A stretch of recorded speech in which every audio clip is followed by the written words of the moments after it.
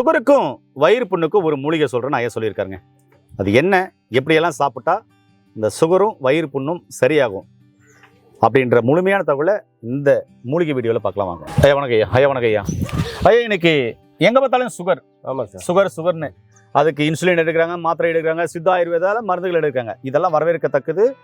அதெல்லாம் உயிர் காக்க மட்டும் தொடர்ந்து எடுத்துக்கோங்க. இப்போ சித்த மருத்துவத்துல வயிற்று புண்ணை ஆற்றுவதற்கும் அதே சமயத்துல சுகரை கட்டுப்படுத்துவதற்கும் தொடர்ந்து எடுத்தாக்க அது சரிநிலைப்படுத்துவதற்கும் மூலிகை இருக்குன்னு சொல்றாரு. அது என்ன மூலிகையா? அதுதான் சார் கோவை இலை. கோவை இலை. இந்த கோவை இலையா? கோவை இலை. சரி, இது எப்படி பயன்படுத்தணும் ஐயா? இதை பயன்படுத்தும் போது இப்போ வயிற்று புண்ணுக்கு சாமை அரிசின்னு ஒரு அரிசி இருக்கு, உங்களுக்கு தெரியும், குட்டை குட்டையா இருக்கும். அந்த சாமை அரிசி வாங்கி சாப்பாடு செய்யணும். போதிய தண்ணி வச்சு ஒரு உடக்கரிசி அழகரிசி போட்டு இல்ல ஒரு 1/2 கிலோ 1 கிலோ போட்டு சாப்பாடு செய்யும் போது இந்த இலையை பறிச்சு ஒரு 10 இலை அதுக்குள்ள போடணும். போட்டு நல்லா வேக வச்சு அதையே உணவா வந்து அல்சர் உள்ளவங்க ஒரு மாசம் எடுக்கலாம். ஏதாவது ஒரு வேளை, ஒரு நாளைக்கு ஒரு வேளை எடுத்தா போதும். புண்ணு வந்து குயிக்கா ஆறிடும். இதுல இருக்கிற கசப்பு தன்மை அவங்களுக்கு வந்து அயன் சத்து. இது இந்த கோவையில சார கசங்கன்னா கருப்பாயிடும் கை. இப்ப ஸ்கூல்ல வந்து பலகையில வந்து போர்டு அப்போ இந்த கோவையிலையும் கறியை நினைச்சு இது பூசுவாங்க. ஆமா, நாங்கெல்லாம் அப்படி பூசிருக்கோம் படிக்கும்போது. நாங்களும் பூசிருக்கோம். அதுதான் அடுத்த நாள் சாக் பீஸ் எழுதும் போது வெள்ளையா கருப்பா நல்லா சூப்பரா தெரியும். அப்படி வந்து இந்த கோவை இலையினுடைய மகிமை அந்த வயிறு புண்ணை ஆத்தம். அடுத்து வந்து பாத்தீங்கன்னா இதனுடைய பூ இருக்குல்ல, ஆமா, இந்த பூ சில பேருக்கு சுகர் உங்களுக்கு வயிறு திக்கு திக்குன்னு எரியும். ஆமா, அவங்களுக்கு வந்து ஒரு 10 பூ எடுத்து அரைச்சிட்டு கொஞ்சம் வெண்ணெய் கலந்து 3 நாளைக்கு சாப்பிட்ட போதும் அந்த வயிறு எரிச்சல் உடஞ்சிடும். அந்த பழம் இருக்குல்ல, கோவப்பழம், ஆமா, அதை தொடர்ந்து அவங்க ஒரு 2 பழம் இவர் நிறைய சாப்பிடுவாரு.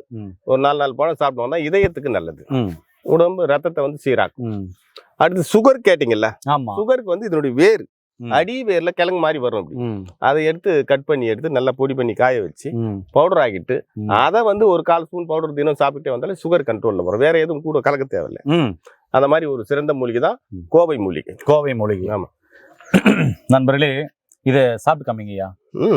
நண்பர்களே, இந்த கோவை இலையோட ஓமம் போட்டு நல்லா கசாயம் பண்ணி காலை மாலை 2 வேளையும் தொடர்ந்து நீங்க குடிச்சிட்டு வந்தீங்கன்னா இந்த யூரின்ல புரோட்டீன் லீக்கேஜ் ஆகுது, புரோட்டீன் லாஸ் ஆகுதுன்றாங்களே, அவங்களுக்கு அற்புதமான தீர்வை தரும்.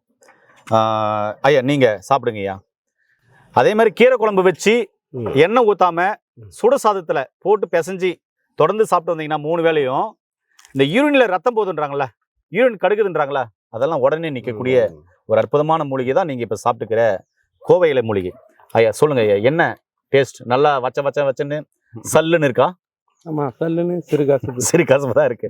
யாரும் எந்த டேஸ்ட்டும் தெரியாது. லேசா உப்பு சல்லுன்னு இருக்கு. தண்ணி நிறைய இருக்கும். தண்ணி நிறைய, நீர்ச்சத்து அதிகமா இருக்கும். இவ்வளவுதான். இந்த கோவையில இவ்வளவு மருத்துவ குணம் இருக்குங்க. ஆனா இப்ப சொன்னது எல்லாமே நாட்டு கோவத்தலையில தான். ஆமா, அந்த காலத்துல கூட்டுக்கீரையா கோவக்கீரையும் பறிச்சு சமைச்சாங்க. அதனாலதான் ஆரோக்கியமா இருந்தாங்க.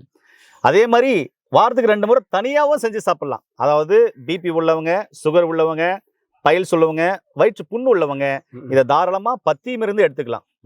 சுகர் உள்ளவங்களுக்கெல்லாம் மிக அற்புதமா வேலை செய்யும். நீங்க சாப்பிட்டு பாருங்களேன், கோவக்காயில அவ்வளவு மருத்துவ குணங்கள் இருக்கு. அதோட சேர்த்து நீங்க எடுக்கிற மருந்து மாத்திரைகள் தொடர்ந்து எடுத்துக்கோங்க. படிப்படியா அந்த மருந்து மாத்திரைகளோட இந்த உணவு முறையை மாற்றும் போது உங்களுக்கு இந்த சுகர்ன்றது வந்து நில்லுக்குள்ள கொண்டு நிற்கும். அந்த உணவியல் முறை மாத்திரம், வாழ்வியல் முறை மாத்திரம், சரிவிகித உணவு எடுக்கணும், சரியான நேரத்தில் உடற்பயிற்சி செய்யணும். உங்க உழைப்புக்கேற்ற உணவும் உணவுக்கேற்ற உழைப்பும் இருந்தாக்க நோய் நொடி இல்லாம ஆரோக்கியமா வாழலாம். நல்லதை பகிர்ந்து ஆரோக்கியமான சமுதாயத்தை உருவாக்குவோம். நான் உங்கள் அன்பு சோனாரிதாஸ். மீண்டும் இன்னொரு அருமையான பதில் சந்திக்கலாம். நன்றி, வணக்கம். வணக்கம் ஐயா.